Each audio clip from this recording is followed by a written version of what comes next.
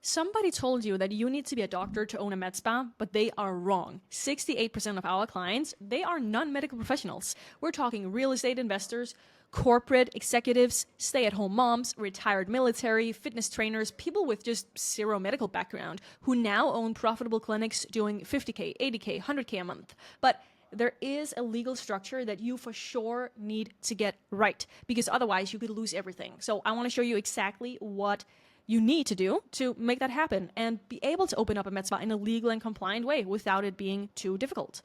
The number one thing that I hear from people that want to open up a med spa but haven't started yet is, I thought you had to be a doctor, or someone told me I needed a medical license, or my favorite, my friend who's a nurse said only physicians can own medical spas. Here's the truth. In the vast majority of US states, non-physicians can own a med spa. The rules does of course vary by state, but the mechanism is the same. You own the business and a physician provides medical oversight. Two separate entities, okay? One legal structure makes it all work out. And it's not a loophole. This isn't shady. This is how thousands of med spas are doing it across America. So it's called an MSO model, and it's been legally validated for decades. And I also want to give you some real examples from our portfolio. We have a pharmaceutical sales rep in Illinois who now owns a med spa, doing almost 400 clients since he launched. But we also have a real estate investor in Texas, opened up a weight loss clinic and did over $1 million in year one. Yes, we have a husband and wife team in California where she's a nurse and he handles the business side.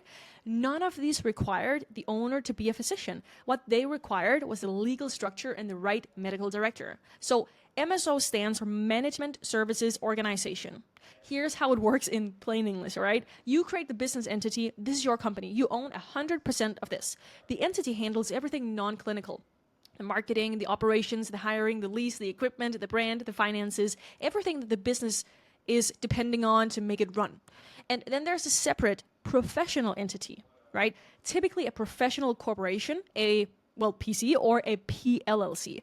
That's associated with your medical director. This entity handles the clinical side, like treatment protocols, medical oversight, supervision of the clinical staff. These two entities have a management service agreement between them. MSA. Your company provides a management service to the professional entity. The professional entity provides the clinical oversight, and money flows through this agreement in a way that is, of course, compliant with your state corporate practice of medicine laws. That's it. You own the business, and the doctor provides oversight. Everyone is happy. Everyone is, legal, right? Pretty important. So I do, of course, have to be transparent, and not every state is the same. Some states are very friendly to non-medical ownership. Texas, Florida, Nevada. Most states of the Southeast, very straightforward, typically.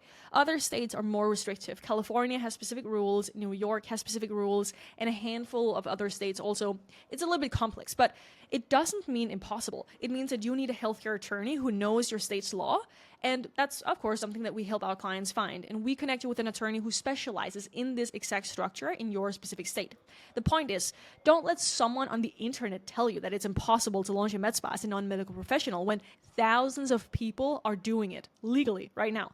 So if you're a non-medical professional, right, who are thinking about opening up a med spa, grab the free cost breakdown in the description. It covers everything that you need to budget for to set you up legal and also launch a med spa successfully, and your medical director. Link down below, all right? So now, if you're not a doctor, you need a medical director. And what does that actually mean for you day to day? In most cases, your medical director is not working in your clinic full time. They're not seeing patients 40 hours a week.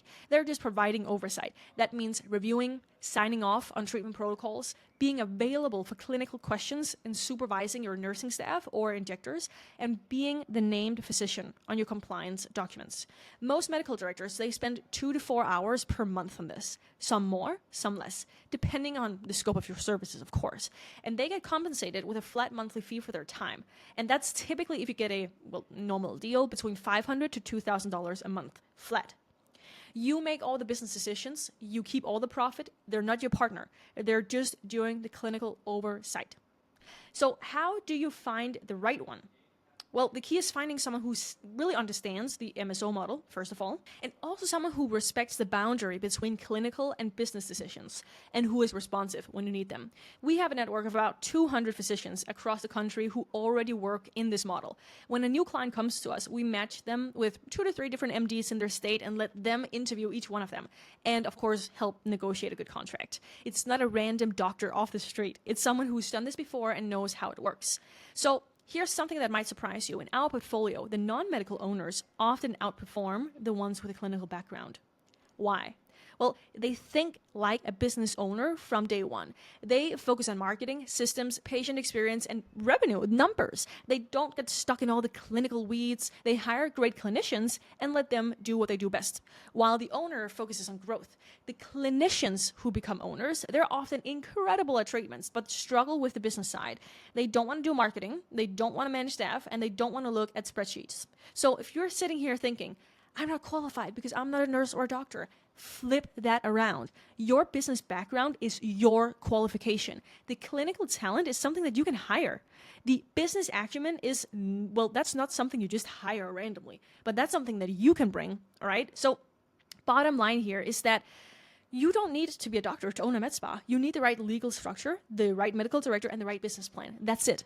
68% of our clinics, they are non-medical owners, and they're building real businesses here, generating real revenue, and they own 100% of it. If you want to understand the full picture, you can grab the free cost breakdown in the description and watch the next video in this series where I break down exactly how much money you actually need to get started.